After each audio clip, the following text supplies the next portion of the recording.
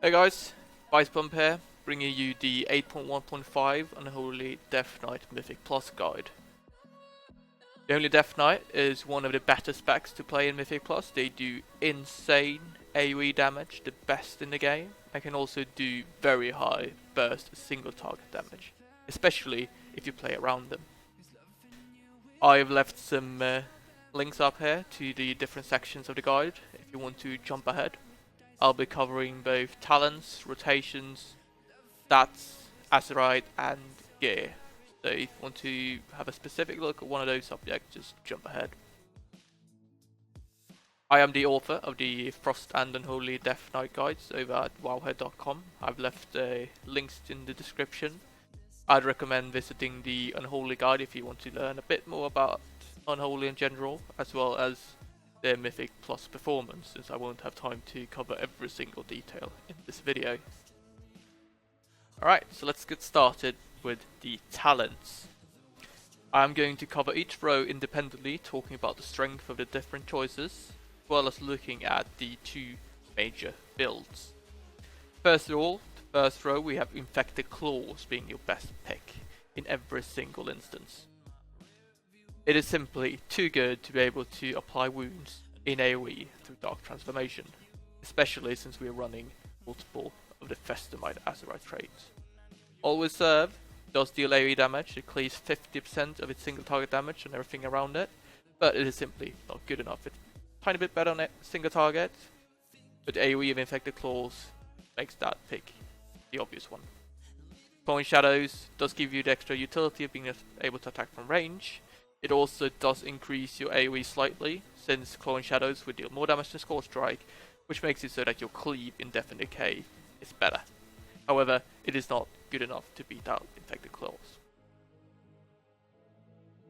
Second row, we have two picks which are viable. Bursting Souls makes your AoE insane. It is what allows you to pull 500k on a Reaping Wave, pretty much. We pick it when we want heavy AoE on trash. Edma Fever is the pick when we want to do a bit more single target. It's 5% ahead of Bursting Souls on single target, and it is therefore better on dungeons where we really need that single target to succeed. Especially during tyrannical weeks, we would run it in King's Rest, Temple of Stephralis, Siege of Paralis, Tol Dagor, and possibly Shrine of the Storm. We need a little bit more single target, and our AoE is still really good, even though we don't pick Bursting Souls. On Holy Blight, it's never picked, ever. Third row, bit of DC here. We have Asphyxiate as our most used choice. It's single target stun, which can be very useful when we need to interrupt or simply prevent damage from a trash mob. However, Grip of Dead does see play, especially in Tol Dagor, since the AoE slow is very powerful during the cannons after third boss. 60 row, we pretty much always pick Soul Reaper. It's on demand, it's 2 runes, it deals damage, and it gives you a haste buff if you snipe a mob with it. It is just really good, especially during your setup. You can run Pestilent Pustules if you're running insanely big pools. For instance, if you're playing in the MDI, you will see people possibly picking Pestilent Pustules. However, it is a bit of a trap. It performs significantly worse than single target, and the randomness of it can sometimes leave you completely starved when you really want to bash out Scorch Strikes. 75 row, I feel like Death Pact here is the obvious choice. It's on demand, it is a 50% heal, it is very very good. I use this all the time. If I drop low, I want to be a bit more healthy. If I get loads of aggro during a Reaping Wave, this will bump you up in HP, very useful. Bellator can also be useful, it's good for whenever there's heavy medic damage. Furthermore, the increased duration of AMS can be useful when you need to run over fire. Because as you might know, popping AMS and running over fire simply negates the fire. It deals absolutely no damage. It doesn't even go through the shield. Wraithrock, don't use that. It also, you can't use Shroud with it. If you pop this before Shroud, you simply won't get Shrouded. I find that out the bad way. Alright, 90 bro. We choose between Epidemic or Pestilence. If you're not running in the MDI, you pick Epidemic. It is simply way too versatile and good. Even when you don't have Death Decay, even when you can't use Dark Transformation on a pack, Epidemic brings you to 100k if the pack is big enough. It is simply so good. Also very nice to be able to spend Runic Power, deal AoE damage. Otherwise you're left with doing Death Call, and pressing Death Call, noodle ability, which is a single target, feels really bad in AoE. Pestilence, also a bit of a trap here. It is useful if you're not going to do anything else but spam Scorch Strike in your Death and Decay window. It doesn't really work as the tooltip says either. It can only apply a total of 10 wounds, capped, so even if there's 40 targets, you will only get 10 wounds total. Furthermore, each tick has a limit on how many wounds you can apply. It's usually just a single wound for all targets total. So if you have 40 targets, first tick of Death and Decay, just a single tick. Just a single wound, sorry, nothing else. Which means that it's not really front loaded, it's not like you get all the wounds at the start, they kind of spread out in your Death and Decay window. I don't know, I'm hesitant, I feel like Epidemic is better. Unless you're running in the MDI, then Pestilence could be a good choice. Final row, we pretty much only pick Unholy Frenzy. It equally good compared to the other traits on single target. It scales in AoE simply much better. It also has very good synergy with popping wounds, since it helps you apply them when you set up for AoE. Army of the Dead could see some play if you want army for every single boss, but usually you have Lost for the bosses you want to have Lost for, and then you will also have army, so it's not that useful really. For the top two builds we're going to talk about, we either run what we got here, Unholy Frenzy, Epidemic, Soul Reaper, Bursting Swords, and Infected Claws. Always run that for heavy AoE. We pick Ebon Fever when we want a bit more single targets. And those are the two builds that you'll be running pretty much all the time. So now it's time to move on to the rotation. And in Mythic Plus, it is significantly different from when we do the rotation in Raid. It's all about how we set up and how we execute the pack, depending on how long it lives and how many targets we encounter. It's all about applying as many wounds as possible on as many targets as possible, popping down Death and Decay, and then spamming Scorch Strike to burst all these wounds at the same time. Bursting the wounds will, if you have Bursting Souls, deal loads of AoE damage, and furthermore it will give you strength, since you will probably run several stacks of Fester Might. That strength is significant, it's almost doubles the strength if you reach the maximum stacks of 30. We're going to start by looking at a pack of 4 mobs that live for quite a significant amount of time. Since we have lots of time to set up, we will Festering Strike each mob, tabbing through until everyone has quite a lot of wounds on them. Furthermore, we pop our Dark Transformation early to make sure that our pet applies lots of wounds throughout its duration. We also pop Unholy Frenzy quite early, increasing the attack speed of our pet, make sure it applies more wounds, it has more energy regen, which uses more of its sweeping claws, which applies to wounds. Finally, we pop down Death and Decay, we use our trinkets, and we spam Scorch Strike. Let's have a look how that looks like in practice. First of all, we always dot our targets, since our dot deals a significant amount of damage. We then tab through, applying Festering Strike on all mobs with low wounds. See, I missed the mob there, I applied to one which already had quite a lot.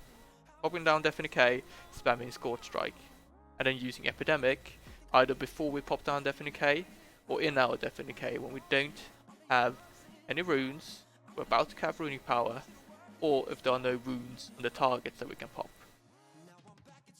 An important question here is how much time do we spend using Festering Strike before we move into our Death and Decay window and actually enter our burst? And the answer is all about the length of the pack. You want to pop down your Death and Decay so that the pack, or like the first mob in the pack, dies roughly when the Death and Decay finishes. You've then spent the maximum amount of time setting on wounds without losing any Death and Decay uptime. Which packs and how much time you need to set up is very dependent on who you run with, how much damage they deal, if they pop CDs or not, and it's all about practice and experience, learning how much time you got, and when you need to pop down your Deafening K. Anyway, we're now going to move on to the different end of the spectrum, when we have an extremely large pack that doesn't last for very long. Basically, we have absolutely no setup in our rotation. If we were to use Festering Strike here, several of them, we'll be wasting lots and lots of damage, since we would never have time to pop our Deafening K before the pack died. Essentially, what we do is that we outbreak the mobs, we pop down Dark Transformation, we pop all our cooldowns down with Deafening K and just spam away. You can see here we have a lot of mobs, which means that we will be generating a lot of wounds, which deals very large amount of damage. You can see I hit 430k there. Okay, so we've seen both the enormous pulls where we pull, I don't know, 300-400k, as well as some smaller ones with only 4 mobs where we spent a lot of time setting up. And every single pack you pull is going to be somewhere between those two extremes.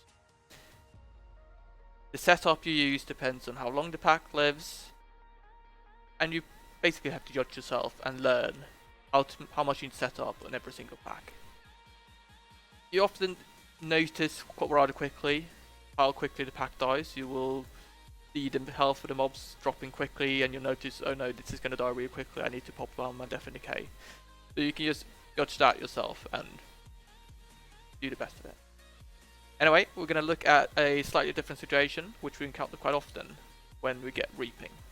Essentially, the Reaping mobs do not show up all at the same time, and what we need to do there is that we set up on the mobs we already have available. It can either be the first couple of Reaping mobs that come to you, or it could be, for instance in this case, some trash we pull.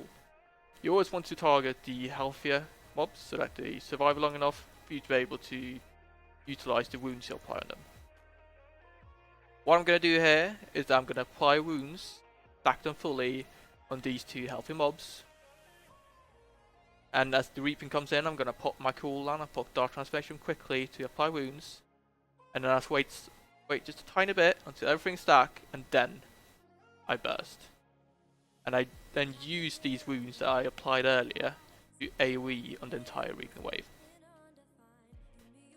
Now it's time to talk a little bit more about how we use our cooldowns in a Mythic Plus dungeon, because we don't want to use all of them simply as soon as they come up. We want to save a couple, we want to use some in specific situations. First of all, Dark Transformation. It is the cooldown that really pumps up your damage on packs. It's what allows for 400k DPS on those really large pulls. It is also significant amount of damage on medium-sized pulls. It is the button you press when you really need AoE. It has a quite short cooldown. It's 1 minute. It gets reduced when you use Deafening Call, so you can use it quite often. But it's important to not use it on packs where you are going to engage a much larger or much more important pack right after. For instance, you could save it for Reaping if you really need big Reaping damage. You can save it for some large packs where you need to kill everything really quickly. Another Frenzy serves similar purpose. It increases your AoE since it adds some extra wounds in the setup process. It gives you some extra haste, which is very useful for applying wounds.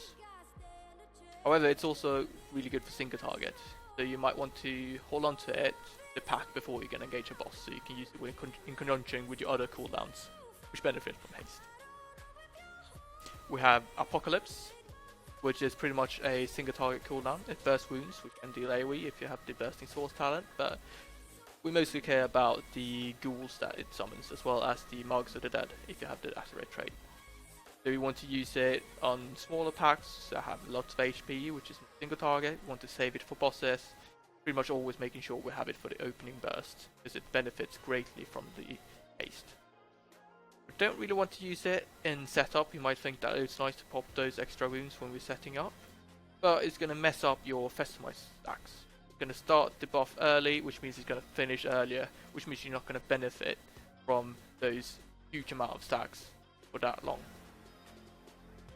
We have Army of the Dead, single target. We use it with Bloodlust and bosses, pretty much as easy as that. As easy as that. It has similar CD, 8 minutes versus 10 minutes on Bloodlust, so you can always use it in conjunction with Bloodlust, and it's going to do well. Finally, we have Soul Reaper, the talent we usually pick. It is a great tool for setup. Usually when we engage a pack, we can Festering Strike twice before we end up being out of runes.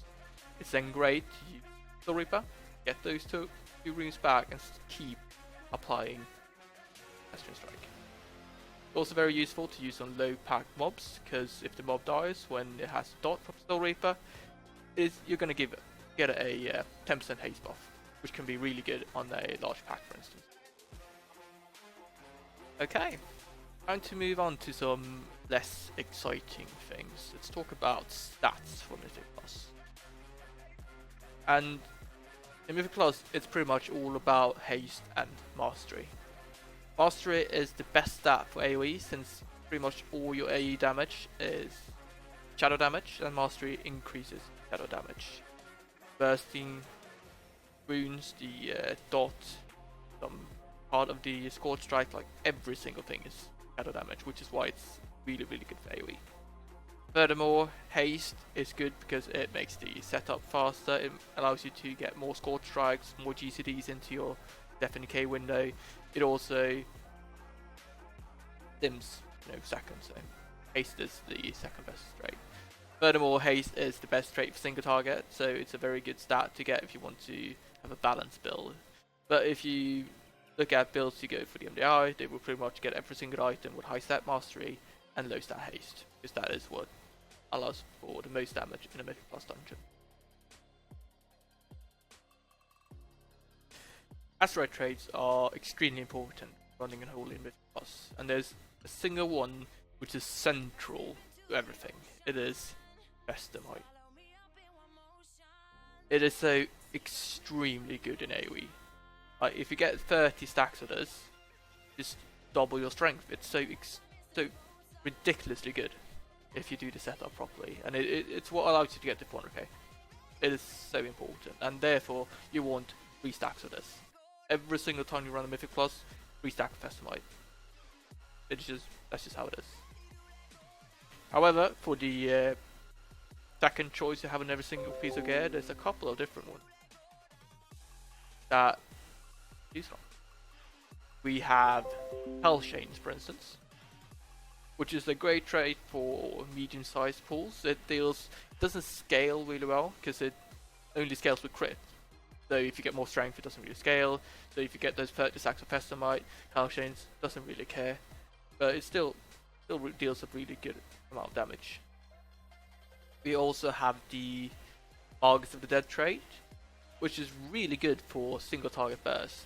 You're going to summon 2 of these Marguses when you pop Apocalypse and Army of Dead, and it's like your second highest DPS in the opener. It is very good to get that quick damage out, getting the boss low, and just dealing loads of damage.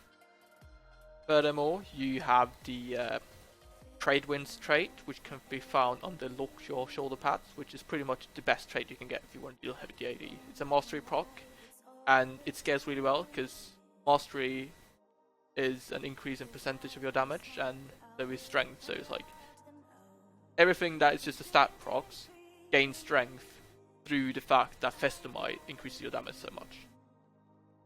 For the third trait, Overwhelming Power, it's just so much better than everything else. Try to get that if you can. Other stat procs or other just flat out stats like the Blood Siphon, which gives you mastery, also good.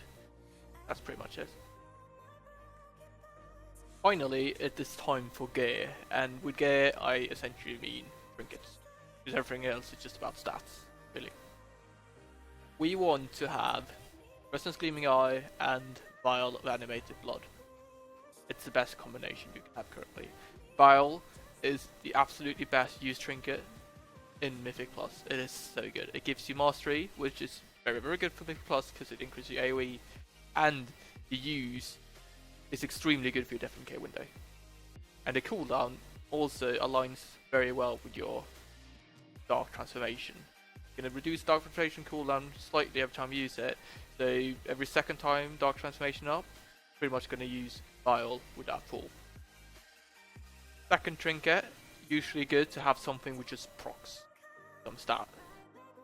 Resonance Gleaming Eye is a very good haste proc. It is extremely good for single target, and it's also good for AoE since haste is our second best stat. But any trinket which just procs some kind of stat is very good. As I explained earlier, everything that increases stat is good for us since we gain so much strength from Vestermite. So that increases stat will then get multiplied since it deals so much damage, much more damage through the 30 stacks of Vestermite. Some other good choices for use trinkets, we can have the medallion trinket from PvP, for instance. We can have the ramping amplitude Gigavolt engine, also quite good. Do not recommend getting Grongs. Grongs is really bad in AoE because like you don't want to spend 4 seconds doing nothing, just dealing a mediocre amount of AoE damage. Bad, don't pick that one. Also the trinket you get from the Jaina is not really good either. So if you're going for something from the raid, take the ramping amplitude potential. Anyway, I feel like that was enough. That is everything I wanted to cover. I might have missed out some tiny bits. You can always have a look at my guide. It is always updated and it will cover everything in much more detail. Especially the advanced section has a couple of words on the setup that we discussed earlier, which I feel like is very useful. I don't know though. Anyway, thank you very much for watching. I hope this learned you something new. I hope this made you better playing a Unholy Death Knight. And if you have any questions or whatever, you can always drop me a message in Discord. I'm always in the Acros Discord. You can always leave a comment in the section. I can answer that. But thank you very much for watching. Bye bye.